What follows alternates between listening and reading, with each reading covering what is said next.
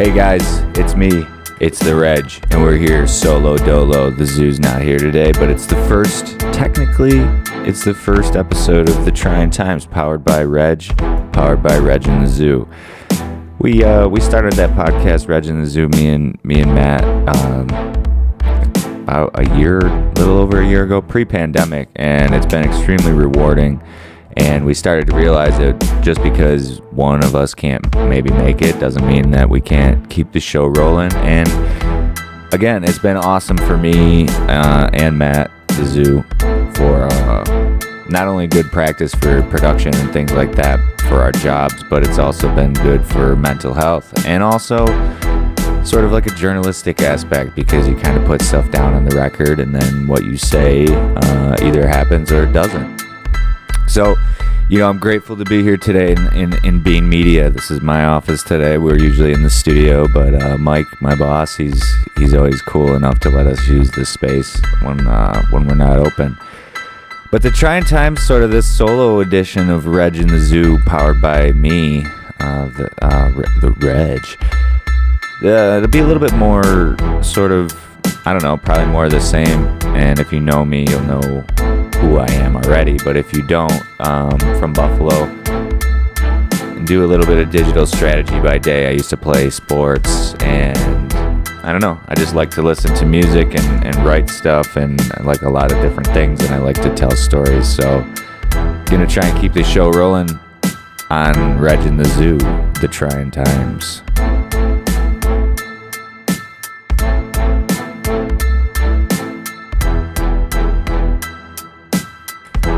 That's it. We're here. Solo-dolo. It's the first episode, Tryin Times. We're going to run out of battery, apparently, and I'm trying to do this again without the production side of things. You might notice that I'm a little bit out of frame, but that's okay, because it doesn't matter, because nobody's paying for this.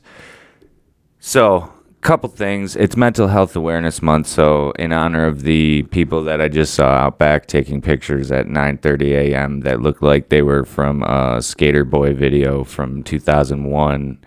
Dude had half of his hair blonde, half of it black, and the girl had Avril Lavigne Hot Topic stuff and a lot of probable metal fish hookery in their faces and skulls.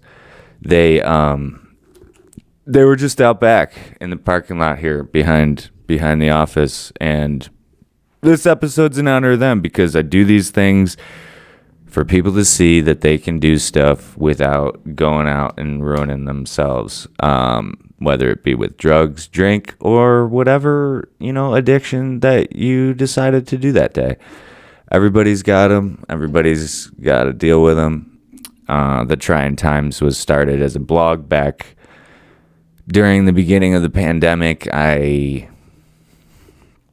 don't know if you'd call it like a spiritual type thing, but I just had this kind of overcome feeling where it was like combination of having to do more, step up as a leader, try to get people to see that they're not alone, try to get people to believe in an unknown future. And that was all stuff that I had struggled with in my life prior to the pandemic, and I had kind of gotten over that hump with some things that I had gone through, mostly self-inflicted, with a life that wasn't necessarily too difficult to get started. And I kind of, I took advantage of some things that I probably shouldn't have, and kind of gave up on overcoming the Tryin Times for a little while in my life. And then I kind of met a few people that always sort of got me to see that you should never give up on things, especially during trying times, because that's when real leaders step up. And that's what the Tryin Times is all about. So it's Mental Health Awareness Month. You can go to thetrayintimes.com to see some of my writing. I'm not a famous celebrity, but I'm a person just like you, and I'm just trying to prove to you that you guys can do this too. So we'll talk about a little bit of sports, just kind of get all around here. But Colt Brennan was one of my favorite quarterbacks of all time, and seeing him die a week ago, it was enough to make me step up my I don't know, step up to the plate a little bit more. And that's one of the reasons why I'm recording this today is sometimes you got to do it on your own. And as much as Matt, my partner here at the Rej the Zoo, does such a great job, you got to do stuff on your own sometimes. And I feel like I needed to step up to the plate. And Colt Brennan was a huge idol to me. And it was almost as if, like, I don't know, I looked up to him in a way that I didn't really look up to a lot of people. I never met the guy, but he played quarterback for Hawaii, and he was probably the butt of some jokes over the years, where they took a bad loss in the Sugar Bowl. He never technically made it in the NFL. And as we're recording live, there's a dude outside the window adjusting his mask. I believe that's Trigger, the famous Trigger.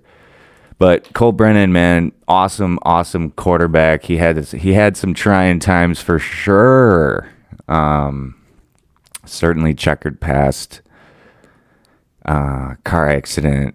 I believe he was arrested in Boulder, Colorado, before going to Hawaii for entering a girl's room. He apparently passed a polygraph test, but was still expelled. Multiple drug and alcohol infringement post-career. But post-career, he was in a very bad, actually during his career, he was in a very bad car accident. And I'm sure that led to some things, but you don't hear the full story when you hear about these guys that don't make it. And that's an important thing to talk about during Mental Health Awareness Month, that people are, athletes die twice. That's something that, if you know me, it's something that I try to preach to just about everybody. But it's unfortunate that the people that don't make it don't get talked about. And it's, once you do make it, everybody is essentially out to take it from you.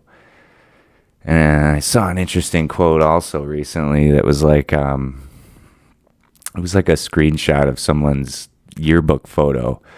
And it said, I had to start living for myself because when I won, we won. But when we lost, I had to take that L on my own. And I thought that was pretty funny. But this sort of thing is sort of dedicated to people like Colt Brennan, guys and girls out there, and babies, people that are non-binary, and males and females and transsexuals, just about any type of human or non-human thing that can walk this earth on two legs. Everybody goes through trying times, and everybody has to endure it, and you oftentimes have to endure it on your own. But luckily, there's a lot of text and literature and things to support positivity and grace and leadership and warriorhood and being good. And that's what the Tryin Times is all about, is seeking these truths, because we've all sought them. We all continue to seek them. But essentially, this is my way of showing you that I'm not done seeking. Just because my athletic career is over, just because I may not make the income that I want, just because I may not be in the position that I want to be in at this point, doesn't mean that anybody can really stop you from doing what you want. I always say I want to do a podcast by myself, and here I am. It may not be perfect, but it's a podcast, and it's going to be in someone's ears, maybe just my own, but hey, it's going to make me closer to my goals. So that's kind of like the first, I guess, dose of the Tryin Times. Kind of try to open each one with something that I'm feeling, But yeah, so to kind of flip it, it's unfortunate Colt Brennan gave up, because, even I saw that he had an Instagram and was like, man, there's been so many times where I was like, I wish I could interview Colt Brennan on a podcast. So, that's where I figure if I start getting some stuff on the record and start proving that I'm serious, maybe I'll be able to get a hold of some of these people out in the world that deserve more recognition and deserve to have their story told. So with that being said, we're going to take a quick break, and then we'll be back with some NBA, NFL, MMA. Blah.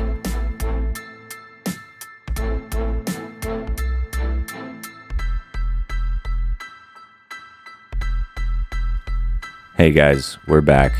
I hope you enjoyed the intro to the Tryin Times. Like I said,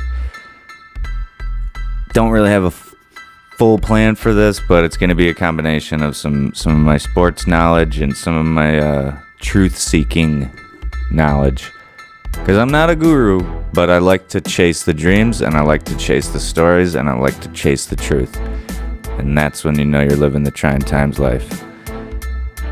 So with that being said, let's get into some MMA. I watched the fights a couple weeks ago, the Oliveira fights, the fight of the night, clearly, Chandler Oliveira. But I was pleased to see Oliveira take Chandler that way, strictly because I can't say I don't admire Chandler's style, his clean-cut kind of action figure vibe, but it was also nice to see him take one on the chin, and the fact that he only has been in the UFC for a little while shouldn't affect me, I guess, as much as it should, but as much as it does. But I don't know, I feel as though there's so many guys that fight so many times in the UFC that why did that guy get that treatment? I don't know. Anyways, I had not watched Oliveira fight too many times, and boy, oh boy, what a treat. That guy comes out with the Coke bottle Clark Kent glasses, svelte, kind of skinny.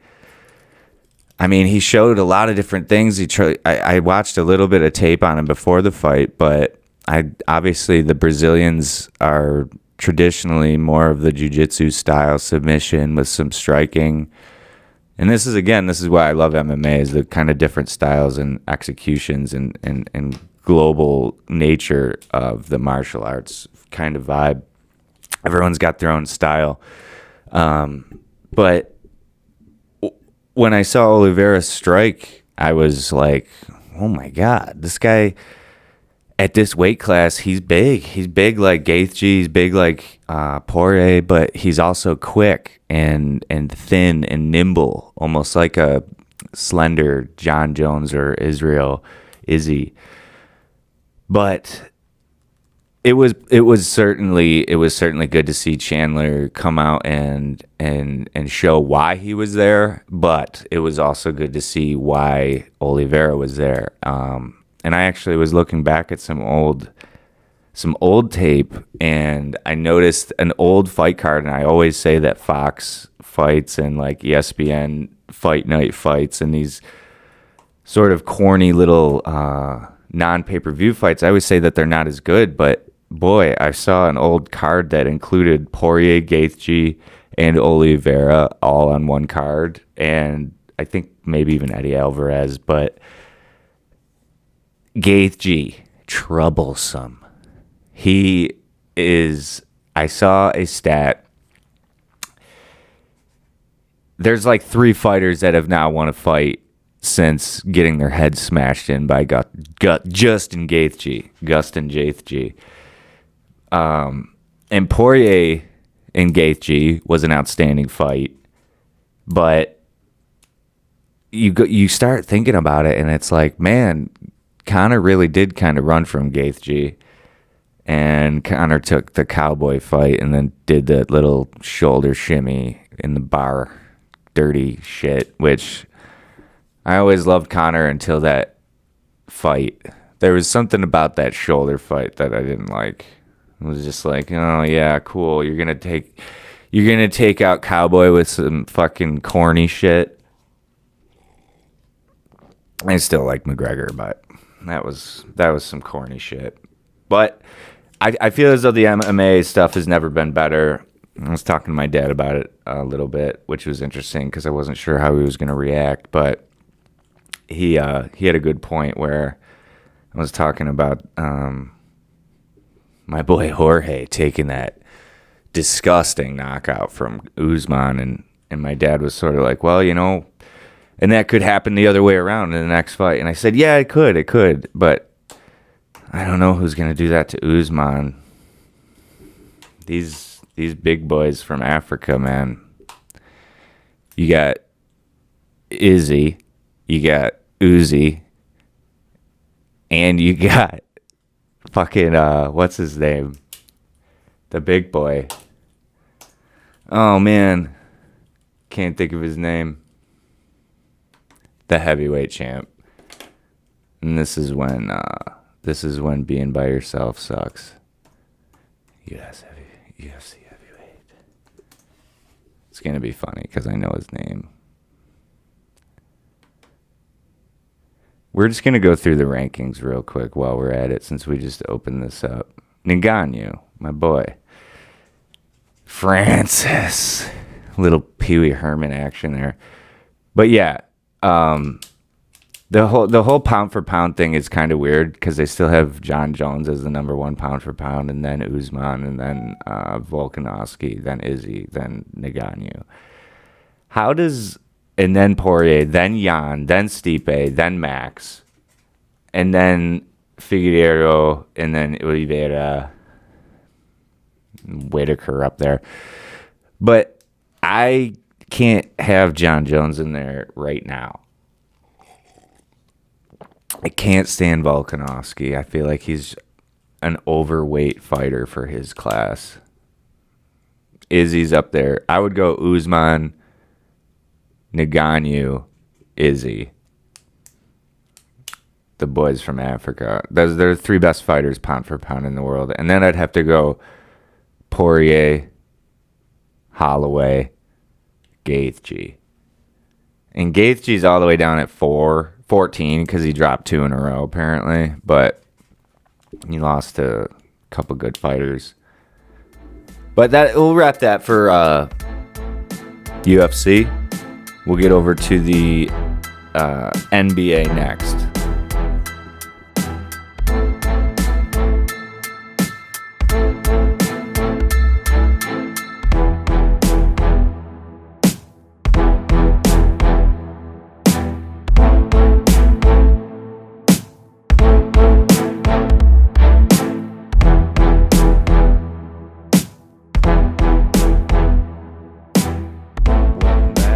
It's the Tryin Times, powered by Rej the Zoo. The Zoo's not here today, but we're going to keep it going. It's the Rej, a.k.a. Jer, a.k.a. the Rej. We're doing NBA, though. I did post my picks a little bit late. I waited too long. I kind of forgot. I've been trying to, on Rej the Zoo, on social media, you should follow us. Rej the Zoo on Facebook and Instagram, but I do a lot of picking of Bills and NBA, and I just picked the fights that we were just talking about the other night, which Tony Ferguson really quickly, forgot to mention that guy got his leg snapped off, didn't tap. He's an alien. He's a zombie. He's Night of the Living Dead. But NBA playoffs started yesterday, the 22nd. It's really hard to watch for me as a Celtics fan, but as a basketball fan, I will stick up for the NBA. I do think that this is like the best, most talented time of any time I can remember from top to bottom, where even the bad teams have depth and they all have guys that can defend and rebound. And as much as it's a lot of 3 and D and run and gun, it's still incredible. My brother's a basketball coach, and I have a high respect for the intellectual side of the game. But a lot of times, once they really crank it up, these guys, just like the NHL, which I haven't been following religiously, but I have been at least watching a little bit more than I usually would. when they crank it up, I don't care. The coaching comes a little bit secondary, because when the lights go on and the boys really want to turn it up, it's game over. It's the coaching battle. Yes, at the highest level, in the biggest moments, you need a guy that's not afraid, and you need a guy that's going to stick up for everybody and sort of make the right calls, obviously. But I just feel like in the NBA, when you got guys out there making plays, there's certain guys that take over at a coaching level beyond the coach on the sideline. A couple guys like that, just want to rattle off quickly. You got LeBron, obviously. He sees the game at a different level because he's got a PhD, multiple PhDs in it, multiple basketball degrees there. CP3, still point guard, understated, undervalued, probably still arguably the best facilitator and playmaker in the league.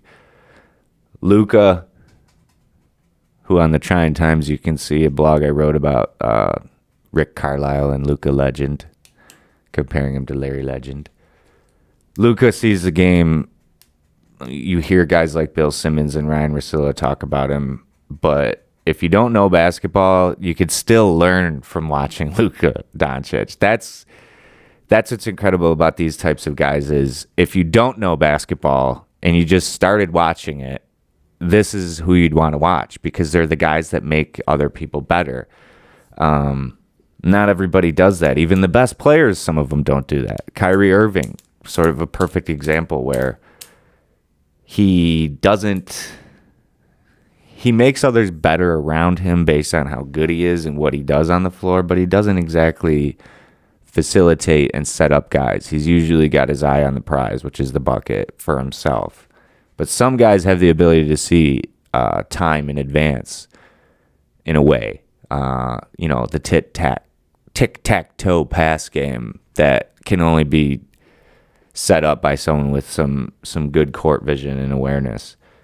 But I'll rattle through my picks here. I just kind of went through and circled them, but you can go follow me on Twitter, JR7Reg, where I talk a lot about Bills stuff once football season kicks back up. But I've been doing some picks, like I said, MMA, NBA. I usually keep it to stuff that I know pretty well. You're not going to see me picking baseball and hockey because I don't follow it good enough, but no disrespect there to those sports. But quickly, going to run through here. I've got in the East Coast playoffs, Eastern Conference here, I got the 76ers over the Wizards in 5. Just think that they have Doc Rivers now, and defensively they're going to shut down Beal because Beal's got a bad leg. But again, disclaimer, I'm not an expert. These are just my picks. And I'm putting them on the record because that's what makes someone an expert, is if they put it on the record. Knicks-Hawks, really unfortunate that we had to see this series matchup in the first round, because I was really thinking that both teams were going to upset someone this year. We see on my picks, I've got the Knicks in 7. I just feel like they're just too tough, and Tom Thibodeau is like too sharp of a coach that I can't see the Hawks finishing them. I could see the Hawks pushing them, but I don't think I could see them finishing them. And then we've got the Heat and the Bucks. What a series! Another one that it sucks that it's in the first round. But my buddy Brian's gonna kill me. But I got the Heat in 7 in that. And this was one that I did pick after they took game 1. So fuck me, right? But I think I still would take the Heat based on their shooters and based on the way that they like to kick it up a couple levels in the offs. And then we got the Nets in 6 over the Celtics. Even though I want to put it on the record that the Celtics have somewhat of a chance to not get swept, based on 3 things. Jason Tatum has always wanted this. He's always wanted to be the one guy. These are my 3 points before yesterday's game. 2, one being Tatum always wants to be the guy, and now with Brown out, he can be. 2, Kemba Walker had something to prove against Kyrie. And then my third point was that the Nets had never played together in crunch time before. Well, Tatum went about 4 for 20, and Kemba went about 3 for 14 before he hit some garbage shots. So maybe they'll kick it up a couple levels, but yeah, they're probably done. West Coast, we got the Jazz and the Grizzlies is going to be a grimy, grinded out series, and look out because Ja Morant has that look about him right now where you don't want to play him. You don't want to go up against a guy that's got that fire in his eyes. And his boy, Razor Ramon, a.k.a. Dylan Brooks, you got a bruiser with him. And Dylan Brooks not going to, rain 40 on you, but he's not afraid to shut someone down. I still got the Jazz in 6. They're just too deep and fast. More scoring. The Clippers, I got them losing in 7 to the Luka Legends, a.k.a. the Mavs, because I saw Zinger was back. He makes a difference. It's Kristaps Porzingis, a.k.a. Zinger. And then I got the Nuggets in 6. I just feel like Jokic is not going to get knocked out in the first round. He's not probably going to win it, but I don't see him getting knocked out in the first round. And Lillard, as much as I love Lillard, win something, bro. I love the guy. Win something. Stop talking and win. You're a great rapper. Unfortunately, CP3 has to play against LeBron. After fucking getting a second seed, CP3's got to play LeBron. So that's great. I got LeBron taking it in 6, unfortunately. I think that Devin Brooks is very good, but I think he looks better than he is. He looks so good when he plays. Some guys don't look that good, but they're still really good.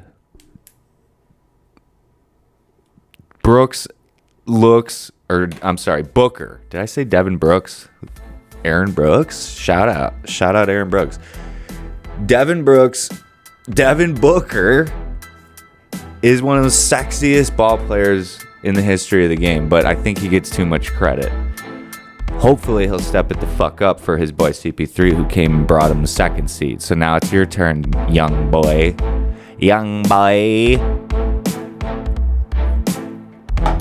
Football's coming. We'll get to some of that later. Stay tuned to the Tryin Times. Bleumafia, though. You got to check that out. That's my Bills blog. Once football kicks up, I'll probably start hopping back on there, doing some writing. Obviously, Matt will be back for some more episodes of Rej the Zoo. Traditional. And stay tuned because we've got Mike on board for some extracurricular stuff, maybe, which could be expanding some new opportunities to the podcast game. Like I said, my vision for this is sort of to always be ripping off good stories from people and telling them for them, packaging them up, getting them on record. Everybody's got them. Everybody's got good stories. Everybody's got bad stories. But some of the best lessons or blessings come from the worst stories. So whether it's a good or a bad story, the Tryin Times is going to be sort of dedicated to mental health and overcoming struggle and being a leader and all the good things that you'll see on the TryinTimes.com. So this is the first try for me. Look there's my alarm. This is the first try for me, so let's try and figure it out and get it together so I can get it out to you guys. Thanks. We'll see you on the Tryin Times, and we'll see you on Rej the Zoo, babies.